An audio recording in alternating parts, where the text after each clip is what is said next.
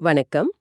இன்னைக்கு நாம சுவாமி சித்பவானந்தரோட தினசரி தியானம் நூல்ல இருந்து நீங்க பகிர்ந்துகிட்ட ஒரு சின்ன பகுதியை ரொம்ப ஆழமா அலச போறோம்.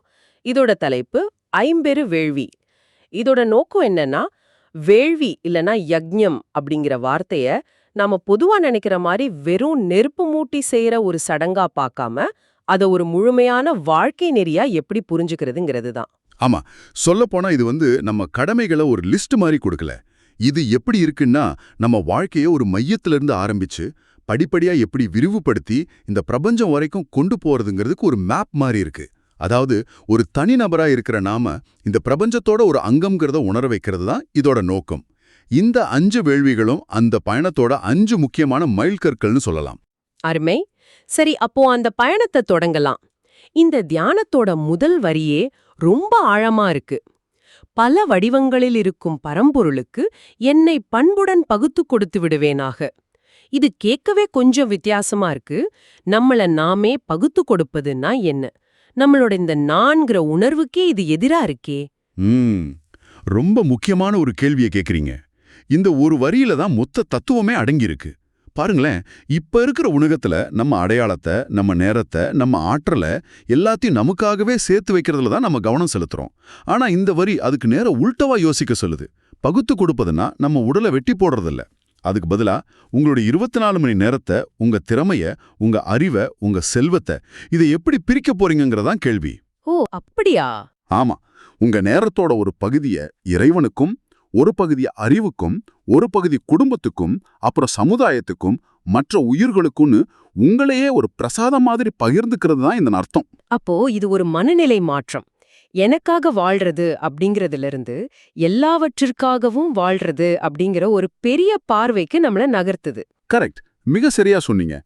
பரம்பொருள் கோவில்ல இருக்கிற சிலையில மட்டும் இல்ல, அதுவே பல வடிவங்கள்ல இருக்குன்னு அந்த வரியே சொல்லுது இல்லையா? ஆமா. அந்த வடிவங்கள் தான் அடுத்து வரப்போற 5 வேள்விகள். இதுதான் இந்த முழு அலசலுக்கும் அடித்தளம். சரி, அப்போ அந்த 5 வடிவங்கள் இல்லனா 5 கடமைகள் என்னென்னு பார்க்கலாம். முதலாவது தேவ யஜ்ஞம், அதாவது நித்தம் செய்யும் பரம்பொருள் வழிபாடு. இது நம்ம எல்லாருக்கும் தெரிஞ்ச ஒண்ணுதான் நினைக்கிறேன். காலையில எழுந்து பூஜை பண்றது, கோவிலுக்கு போறது, இதெல்லாம் தானே? அது ஒரு வெளிப்பாடு தான். ஆனா அதோட உண்மையான அர்த்தம் அதை விட ஆழமானது. நித்தம் செய்தல்னா தினமும் செய்ய வேண்டியது. பரம்பொருள் வழிபாடுனா ஒரு விதமான நன்றி உணர்வு. நீங்க தினமும் காலையில கண் முழிக்கும் போது இந்த நாள் எனக்கு கிடைச்ச ஒரு பரிசுன்னு நினைக்கிறீங்களா? சூரிய உதயத்தோட அழக பார்க்கும்போது இந்த பிரபஞ்சத்தோட ஒழுங்க பார்த்து ஆச்சரியப்படுறீங்களா? அந்த உணர்வு தான் தேவயக்ஞோட ஆரம்பம். நமக்கும் மேல ஒரு பெரிய சக்தி இருக்கு, நான் மட்டும் இந்த உலகத்தோட மையம் இல்லைங்கிற பணிவை நமக்குள்ள கொண்டு வர்றது தான் இதோட நோக்கம். புரியுது. நீங்க எந்த மதத்தை சேர்ந்தவரா இருந்தாலும் சரி, இல்ல மத நம்பிக்கையே இல்லாதவரா இருந்தாலும் சரி, இந்த பிரபஞ்சத்தோட ஒழுங்குக்கும் அதோட அழகுக்கும் ஒரு நிமிஷம் நன்றி சொல்றது கூட ஒரு தேவ யக்ஞம் தான். ஓகே, இது நம்ம அகந்தைய குறைச்சு பிரபஞ்சத்தோட நம்மள இணைக்கிற முதல் படி. சரி, பிரபஞ்சத்தை பார்த்து ஆச்சரியப்பட்டாச்சு. அடுத்ததா இந்த பயணம் நம்மள எங்க கூட்டிட்டு போகுது? பிரபஞ்சங்கிற அந்த பெரிய வெளியிலிருந்து இந்த பயணம் நம்மள உள்நோக்கி திருப்புது. அடுத்தது ரிஷி யக்ஞம், அதாவது பக்தியுடன் பணுவல் படிப்பது. பணுவல், ஞான நூல்கள். ரிஷிகள் நமக்கு அந்த ஞானத்தை கொடுத்தவங்க. ஆமா. இது சுவாரஸ்யமா இருக்கு. தேவ யக்ஞம் நன்றியுணர்வை பத்தினதுன்னா, ரிஷி யக்ஞம் அறிவை பத்தினதா? இது எப்படி ஒரு கடமையா மாறுது? நல்ல ஒரு கோணத்துல பாக்குறீங்க. யோசிச்சு பாருங்க. நாம இன்னைக்கு அனுபவிக்கிற எல்லா அறிவியல், தத்துவம், இலக்கியம் எல்லாமே நமக்கு முன்னாடி வாழ்ந்த பல ஞானிகளோட, ரிஷிகளோட உழைப்புல கிடைச்சது. ஆமா, உண்மைதான். அவங்க தங்களோட ஜீவித காலம் முழுசையும் அர்ப்பணிச்சு அந்த அறிவை தொகுத்து கொடுத்திருக்காங்க. அந்த ஞானத்தை நாம வெறும் ஏட்டுச்சுரக்காயா பார்க்காம பக்தியோட, அதாவது ஒரு மரியாதையோடையும் ஆர்வத்தோடையும் படிக்கிறது தான் ரிஷி யக்ஞம். அப்போ நாம இப்போ பேசிட்டு இருக்கிறதும் ஒரு வகையில ரிஷி யக்ஞம் தானா? நிச்சயமா. ஏன்னா நீங்க ஒரு புதிய சிந்தனையை தெரிஞ்சுக்க முயற்சி பண்றீங்க. இது வெறும் படிக்கிறது மட்டும் இல்ல, படிச்சதை சிந்திக்கிறது, விவாதிக்கிறது, வாழ்க்கையில பொருத்தி பார்க்கறதுன்னு எல்லாமே இதுக்குள்ள அடங்கும். அந்த ஞான தீபத்தை அணையாம அடுத்த தலைமுறைக்கு கொண்டு போற பொறுப்பு இது. ஆக முதல் கடமை பிரபஞ்சத்தோட நம்மளை இணைக்குது. 2வது கடமை மனித குலத்தோட ஒட்டுமொத்த அறிவோட நம்மளை இணைக்குது. இந்த ரெண்டுமே ரொம்ப பெரிய பரந்த விஷயங்கள். இங்கிருந்து இந்த பயணம் நம்மளோட தனிப்பட்ட வாழ்க்கைக்குள்ள வருதா? சரியா பிடிச்சிங்க. அடுத்த வட்டம் இன்னும் நெருக்கமானது. 3வது பிதிவி யஜ்ஞம் இது நம்மளோட வேர்களை பத்தினது. பெற்றோருக்கு பணிவிடை செய்வதும் காலஞ்சென்ற முன்னோருக்கு நல்லெண்ணம் செலுத்துவதும். இதே நம்ம கலாச்சாரத்துல ரொம்ப ஆழமா வேரூன்றிய ஒரு கருத்து. இதுல 2 பாகம் இருக்கு. ஒன்னு நம்ம கண் முன்னாடி வாழற பெற்றோரை கவனிச்சுக்கிறது, இன்னொன்னு மறைந்த முன்னோர்களை நினைக்கிறது. ஆமா, ரிஷி யஜ்ஞம் எப்படி நம்ம அறிவு சார்ந்த வம்சாவளியை மதிக்கச் சொல்லுதோ அதே மாதிரி பிதிர் யஜ்ஞம் நம்ம இரத்த பந்த வம்சாவளியை மதிக்கச் சொல்லுது. உயிரோடு இருக்கிற பெற்றோருக்கு பணிவிட செய்யறதுங்கிறது வெறும் கடமை இல்ல, அவங்க நமக்காக செஞ்ச தியாகங்களுக்கு நாம காட்டுற நேரடியான நன்றி. அது அவங்க தேவைகளை பூர்த்தி செய்யறதா இருக்கலாம், இல்லனா அவங்க கூட கொஞ்ச நேரம் செலவு பண்றதா இருக்கலாம். ஆமா, 2வது பகுதி மறைந்த முன்னோர்களுக்கு நல்லெண்ணம் செலுத்துறது. இது வெறும் சடங்குகளை பத்தினது இல்ல. நான் இன்னைக்கு இங்க இருக்கேன்னா அதுக்கு என் முன்னோர்களோட பரம்பரையும் ஒரு காரணங்கிற உண்மையை ஏத்துக்கிறது. நம்ம வேர்களை மறக்காம இருக்கிறது. இந்த நன்றி உணர்வு நம்ம குடும்பத்தோட ரொம்ப ஆழமா பிணைக்குது. இப்போ எனக்கு ஒரு தெளிவான சித்திரம் கிடைக்குது. இந்த பயணம் பிரபஞ்சத்துல தொடங்கி அறிவுக்குள்ள புகுந்து இப்போ நம்ம குடும்பத்துக்குள்ள வந்திருக்கு. இது ஒரு விரிவடைஞ்சிட்டு போற வட்டம் மாதிரி தெரியுது. ஆனா நம்ம கடமை நம்ம குடும்பத்தோட முடிஞ்சிடுதா? இந்த ஆதாரம் நம்மள அதையும் தாண்டி கூட்டிட்டு போகுதா? நிச்சயமா இங்கதான் இந்த தத்துவம் ஒரு தனிப்பட்ட ஆன்மீக பயிற்சியிலிருந்து சமூக பொறுப்பா மாறுது. அடுத்த வேள்வி நரயக்னம், அதாவது மக்களுக்கு தொண்டு புரிவது. நரன்னா மனிதன். ஆஹா, அப்போ குடும்பம்ங்கிற வட்டத்தையும் உடைச்சுக்கிட்டு வெளியே வரணும்னு சொல்லுதா? ஆமா, ஏன் குடும்பம் ஏன் குழந்தைகள்ங்கிற குறுகிய வட்டத்துக்குள்ள நம்ம அன்பு நின்றுடக்கூடாது. நம்மள சுத்தி இருக்கிற சமூகத்துக்கும் மற்ற மனிதர்களுக்கும் நம்ம கடமைப்பட்டிருக்கோம். பசியால வாடுற ஒருத்தருக்கு சாப்பாடு கொடுக்கறதும், கஷ்டத்துல இருக்கிற ஒருத்தருக்கு உதவுறதும், பொதுச் சேவையில ஈடுபடுறதும் எல்லாமே நரயக்னம் தான். இதோட தத்துவம் ரொம்ப அழகா இருக்கு. ஆமா, ஒவ்வொரு மனுஷனுக்குள்ளேயும் இறைவன் இருக்கான். அதனால ஒரு மனுஷனுக்கு செய்யற சேவை அந்த இறைவனுக்கே செய்யற சேவைக்கு சமம். நரன் சேவையே நாராயண சேவைன்னு சொல்லுவாங்க இல்லையா, அதுதான் இது. ஆமா ஆமா. தேவ யஜ்ஞத்துல நாம இறைவனை வெளியில தேடுறோம், நர யஜ்ஞத்துல நம்ம சக மனிதர்கள்கிட்டயே இறைவனை பார்க்கறோம். இது ஒரு பயங்கர சக்தி வாய்ந்த கருத்து. ஆன்மீகம்ங்கிறது கோவிலுக்குள்ள முடங்கி கிடக்கிற விஷயம் இல்ல, அது தெருவுல கஷ்டப்படுற மனுஷனுக்கு உதவுறதுல இருக்குங்கிறத இது ஆணித்தரமா சொல்லுது. இப்போ இந்த வட்டம் பிரபஞ்சம், அறிவு, குடும்பம், சமூகம்னு விரிவடைஞ்சிடுச்சு. இதுதான் முடிவா இல்ல இன்னொரு படி இருக்கா? இன்னும் ஒரே ஒரு படி இருக்கு. அதுதான் இந்த முழு தத்துவத்தையும் அதோட உச்சிக்கு கொண்டு போகுது. கடைசி மற்றும் 5வது வேள்வி பூத யஜ்ஞம். பூத யஜ்ஞம். மற்ற உயிர்களிடத்து அன்பாயிருப்பது.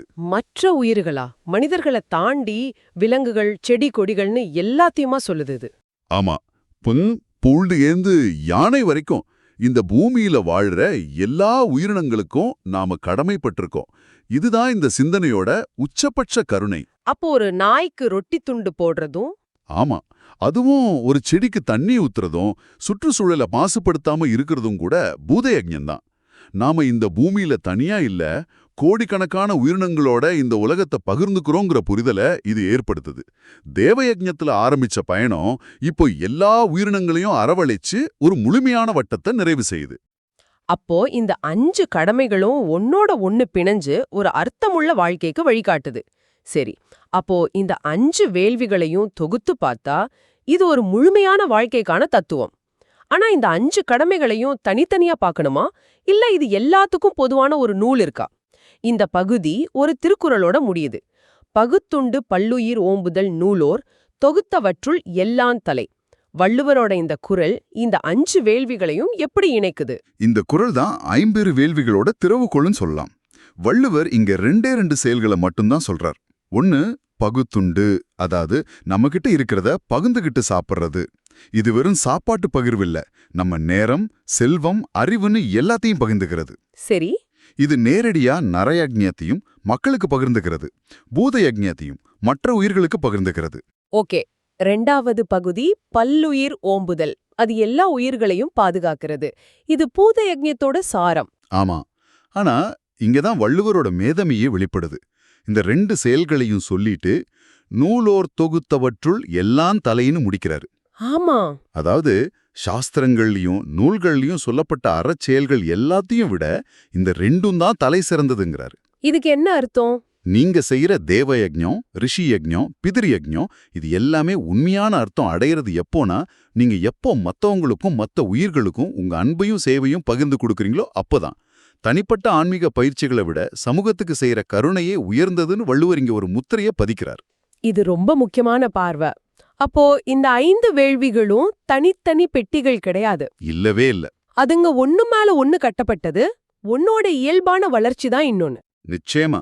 ஒரு உதாரணம் சொல்றேன். நீங்க ஞான நூல்களை படிக்கும்போது எல்லா உயிர்கள்கிட்டயும் அன்பு காட்டணுங்கிற கருத்தை தெரிஞ்சுக்கிறீங்க. அந்த கருத்தோட தாக்கத்தால நீங்க மற்ற உயிர்களுக்கு உதவுறீங்க. சரி சரி, புரியுது. உங்க பெற்றோருக்கு சேவை செய்யும்போது பிதிரு யஜ்ஞம், அவங்க கிட்ட நீங்க காட்டுற அதே அன்பை ஆதரவற்ற மத்த முதியோர்கள்கிட்டயும் நரயஜ்ஞம் காட்ட உங்க மனசு தூண்டப்படலாம்.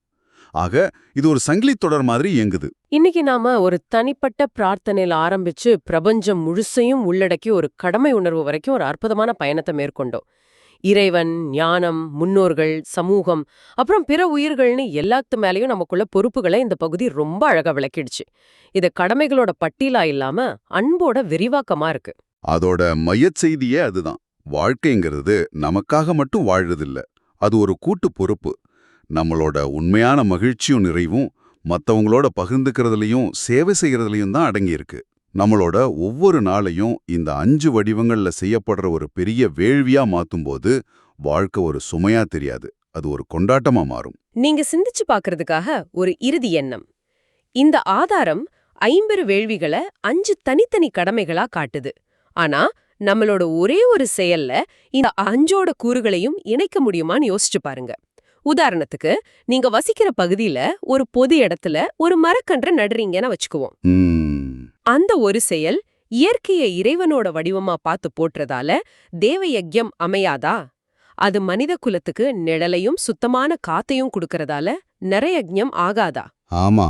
அது பல பறவைகளுக்கும் பூச்சிகளுக்கும் வாழ்விடமா மாறுறதால பூத யஜ்ஞம் ஆகாதா?